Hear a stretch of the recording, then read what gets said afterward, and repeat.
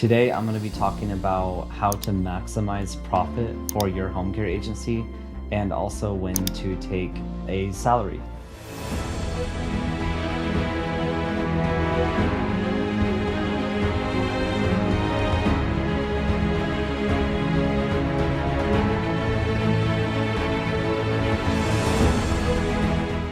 My name is Scott McKenzie, and welcome back to my channel. If you are new here, thank you for visiting my channel. For those of you that do not know me, I started Golden Age Companions back in 2011, a non-medical home care agency that has been in business and for now 12 years, and we have generated over $8 million of total revenue. I also have founded a company called Home Care Agency Blueprint, which is designed to help you start, scale, and grow your very own home care agency. It is not a franchise, and it is coupled with VIP one-on-one coaching as well as group coaching and the program that is a course. So you can actually book a call with me in my description below if you'd like to talk about starting up your own home care business, and that call goes directly to me. We can talk about that. So today, let's dive in on this lesson on maximizing your profit for your home care business. When it comes to maximizing your profit for your home care agency, I have a handful of tips here. So we're gonna dive in. There are a total of 7 tips, and we will jump in here. So the first thing is understanding your business finances. I know this may be obvious. It is important to shed some light on it. And one thing that I'll mention, and I'm going to be speaking from experience in running a home care agency for over a decade. There are some key tips in here, and then I'm really going to be speaking from real world experience. So when it comes to tracking every expense, it's when you're a business owner for a home care business or really any business, as you grow and get bigger, it's not going to be practical to think that you can do all these things. So setting up automations and things that, in your schedule too, as far as say weekly or monthly reviews to keep yourself accountable will really kind of like do wonders for you. And that comes down to like even tracking your expenses. So if you do like a monthly review at the end of the month, that'll really help you when it comes to tax season and write-offs and just making sure that you have a good barometer of what's going on in your company. Now, some things that you can use are like QuickBooks online. I highly recommend them. They are, the most cost effective. There's also, you can get like, there's a bunch of bookkeeping firms now, online ones that you could hire to help like attach, say for example, you attach your business credit cards to those, or even your bank statement to those firms, and then they can categorize the expenses for you. So, you really want to track your expenses and where things are going, and every month you'll be able to see a snapshot of what you're spending money on, and that's going to really help you with just, making sure that you're streamlining and you're not spending too much in some areas or not enough in some other areas. Now, the next thing is optimizing operation costs. So this is really a key thing. This took me quite I learned this over time. It took me a while to figure this one out.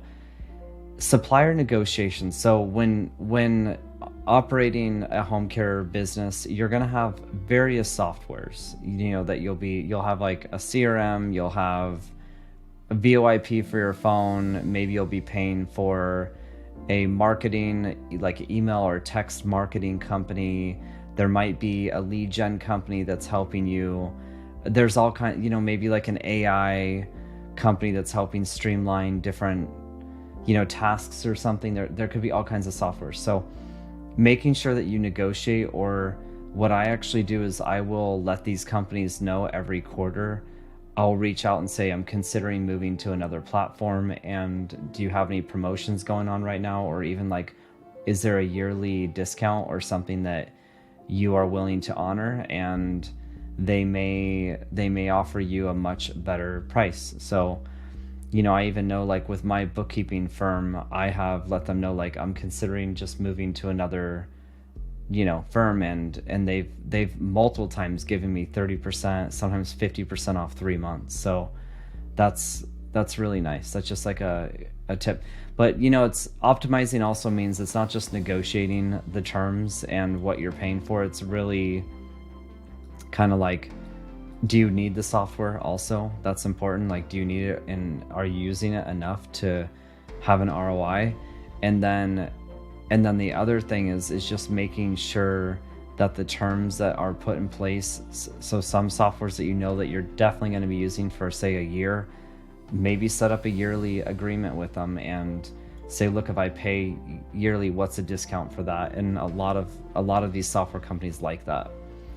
So that's something. And just making sure that you're not being like sold on all these different softwares, because like literally you can spend all of your money and then some on just software. If you just listen to what the salesperson says and you're not really making like a proper decision on like, do you really need this? Because everybody always puts like a shiny object inside of their software, like this is the best thing, you need this. And then what I'll be the first to say it, being in home care is a totally different beast. It's a way different thing. It's like very few people seem to understand what home care is. I will just, I'm really talking about these suppliers. They think, oh, like our platform's the best, it works great, it's works for everybody. And it's like not all the time. So that's what we're here with Home Care Agency Blueprint. If you're a student with us, you can ask me and my team what softwares, if there's other things that you want to explore. We'll be there to research if we don't already know what it is, and we will help you make that decision. Efficient scheduling. This is, what we use as well, Sky, for our scheduling. There's a bunch of other softwares out there that you can use for scheduling your caregivers. This is just making sure, essentially, that like the key takeaway here is really like reducing downtime. That means that, so it's two things here. There's reducing downtime where you're actually placing caregivers on cases. You're not having caregivers call out to where you cannot get a replacement there. And so you don't want to be losing out on hours and shifts. So you want to have a good system that can be monitoring that for you and send you text notifications if they don't confirm the shift. And WellSky does all of that. Most of them do, but it just stay on top of that, because there still has to be an admin like monitoring that. And then overstaffing, that could be a big one. I've had that. If in home care, like you may get 3, 4, 5, 6 clients in a week, that now your entire team is working overdrive to staff it and make sure that those cases are set up. And then there might be a couple weeks where there's, you're just maybe maintaining those cases, and then there's not a bunch of new business coming in, and then now your team is not working as much. So it's either you got to have them on hourly, so like they're logging their hours properly. If they are on salary, you or there's got to be a manager in place making sure that there's accountability, and that if there is some downtime, they're doing revenue driving activities like following up on old clients or people that have inquired about care, or just maybe streamlining, cleaning up like the caregiver documents inside of the WellSky system or whatever system you're using, or maybe optimizing the care plans. There's like updating them for your clients. There's all kinds, maybe doing like review calls, like calling the clients and asking for testimonials of previous clients. There's all kinds of things that they could be doing. So just making sure that, because otherwise you're just kind of bleeding out, basically payroll when people, because what I'll say is like, you can't always rely on your staff. Even if you have a really great culture, they're not always going to come to you and be like, oh, I need more to do. Like, and I also, it's human nature there. That's the thing. Like, so but the goal would be you have a consistent flow of business coming in, and then you're not going to be having to make those adjustments all the time. Enhancing revenue. This is service diversification. So this is essentially being sure that what you're offering as a home care business is, specialized care, maybe promoting that you work with Parkinson's patients and you have Parkinson's specialized caregivers, or, caregivers that specialize with dementia.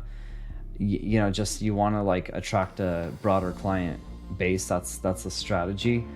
The other thing to dip into are people with disabilities. It doesn't always have to be seniors. These can be people that cannot take care of themselves, and they've been maybe injured or in an accident or something. And that is a way to diversify your service. Marketing strategy, have a solid marketing strategy. This can be as simple as having a solid social media presence, maybe doing live webinars for your home care business, maybe doing live caregiver hiring events. Another thing that you could do is maybe put out a campaign for your caregivers on referring clients to your agency, and they'll get some type of bonus for that, or gift card or whatnot.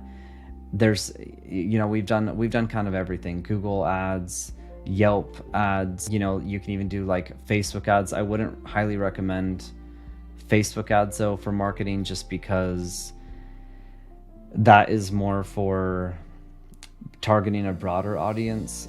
I'm just saying, speaking for home care, Facebook is amazing, and Instagram ads are really great for a lot of other types of businesses. But for home care, it's a local service-based business. So you have Google is intent-based. That means that Google ads is basically, you can target the people that are needing care now, and they need it right away. And those are the intent-based people. You want people that need the care now, and you can stuff the case. Where Facebook is more just getting your messaging out there, and then maybe later on down the line, they remember your company, they see you, and they're ready to.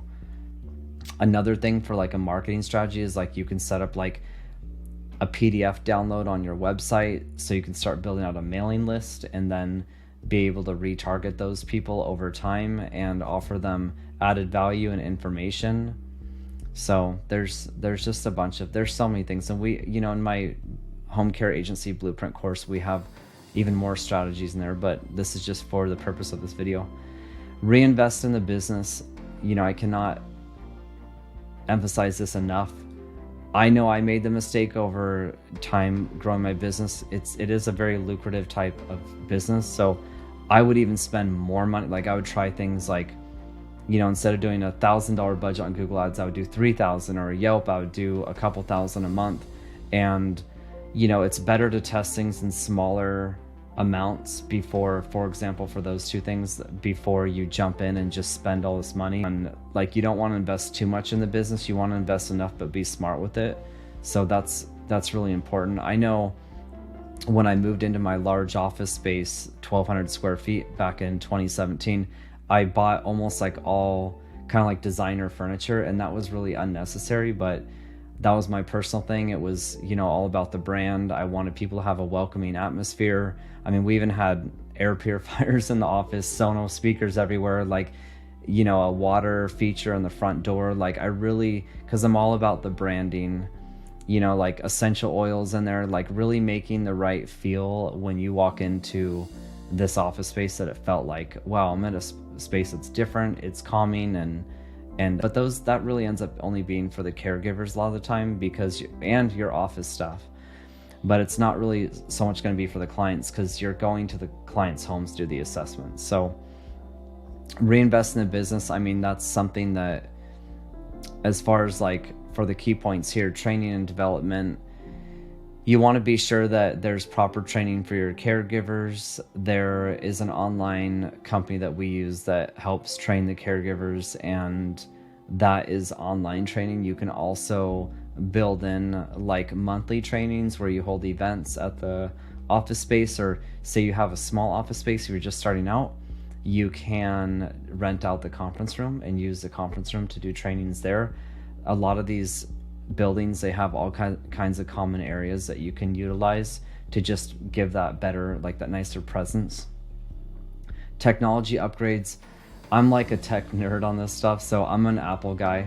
So for me, I always provided an Apple MacBook, an iPhone, if they didn't already have it, for all of my staff, so they can use iMessaging. The other thing for Apple is they have where it links to iMessage on your iPhone, it could link on the computer as well. So I really have liked that, because like I know our staffing coordinator, she was actually an Android user, but she linked her company iPhone to the iMac in the office, and so she can send SMS, so it doesn't always have to be to other iPhones, but you can text off that phone to all the different people, caregivers and stuff, because that was the one company phone that we had. So she would take that with her, even on her off days and stuff. So we knew that, or like another staff member would hand it off when she would have time off, so we would be able to, but she could literally message anybody on the computer too, and it just made it a lot more efficient. And she was like, thank God you made me do this, because it's so much easier than trying to like type messages to people on a phone. I can just come on the work computer and be able to type on the keyboard and message everybody on the computer. So, but regards to like upgrades, like just making sure you have quality computer equipment and like good printers and all that stuff. You want to make sure that all of that is there and working well. And then, determining when to take a salary. The typical rule of thumb is you want to have at least 3 to 6 months of operating expenses set aside before you start dipping into pulling money from the business. I know it's not perfect. I know when I started out, I didn't follow that rule. I didn't always have 3 to 6 months of operating expenses set aside. Sometimes it'd be less, sometimes it'd be more. But that's just like a rule of thumb. You can choose how you would like to set that up. But the bottom line is you do want to be sure that all of your essential expenses are covered first. So these are your office rent, your employee salaries, payroll taxes, all your insurances, things like that. You want to make sure that stuff is set up. And then there's a couple different ways. I'll probably do a whole brand new video on this, but there are different ways you can pull a salary from the business. You can do owner's draw. You could put yourself on W. You can make yourself exempt and then have take kind of dividends from the business. It just depends on how your entity structure is set up, whether it's an LLC, S Corp, C Corp, partnership, etc. So there's different ways you can also take a salary, but the bottom line is you just want to be sure the core expenses are properly paid before you're obviously pulling money from the business. And then the last thing that I'll say is just really setting aside kind of like an emergency fund in case anything arises in the business where maybe you get a bigger tax bill that you didn't know, or whatever it is, something that shows up, you just have something set aside to handle that when it arises. So when and if it does. Legal and tax considerations, I kind of went over this on the business structure, setting that up properly. And for example, like an LLC, that is a tax through. So basically you are taxed as if you're part of that LLC, if that makes sense. That hits your personal tax returns. It's very beneficial when you're up to 2.5 to 3 million a year of a business. But and this is just my opinion, consult with your tax professional. I am not a professional, so I will put that disclaimer out there. I'm just saying from experience. When you hit over 3 million, it's probably 2.5 to 3 million. It's beneficial to be an S Corp. Your taxes will be properly, you can have dividends pulled out of that differently. So, and yeah, this comes back to consult your own professional on minimizing your tax liability and paying all your taxes properly. So the last thing I'll say on the taxes is that to pay your quarterly taxes is ideal. And that is how it is best to structure it, where whatever you're projected, when your business is growing fast, you may not really know what that is. But I mean, I've even gotten on the phone with the IRS and been like, look, I'm growing rapidly and I don't really know what my projected, quarterly is going to be. And they say, well, you want to estimate it. So the IRS likes that. If you just send in something that you feel is estimated, it'll just adjust at the end of the year. And then continuous financial review, make sure that you're quarterly reviewing the financial health of your home care agency. Adjust your salary if you need to take less, if you even feel like you want to take more. What about even reinvestment strategies? Think about those things. And marketing trends, what's going on in your market that you can, any industry trends. An example of this is I notice a trend right now in spring of 2024 is a lot of home care agencies are switching to accepting insurances. And Private pay is still really popular. It's just more people are getting their home care agencies credentialized. So that's something to kind of like look into. Yeah, that's essentially everything on the 7 tips here on maximizing your business profit. Now, when to actually take your salary when you're very first starting out, I mean, you could do it. It's your business, so you can do it when you're most comfortable. If you feel that you have all the expenses paid, you have 5-6 clients, and you have an extra couple grand a month, you can do that. You know, take out a few thousand a month. There's been times where I've taken out very little and just paid my basic expenses, and then just let the bank account build up on all the funds in there. And then when I'm ready to take out like a chunk here and there, I can do that. So it just depends on how you want to do it. That's the way I've done it, is like owner's draw. And you can also set yourself up on W-2, where you can just pay yourself on the same time your caregivers are paid. Alrighty, so if you haven't already, please like this video and subscribe to my channel.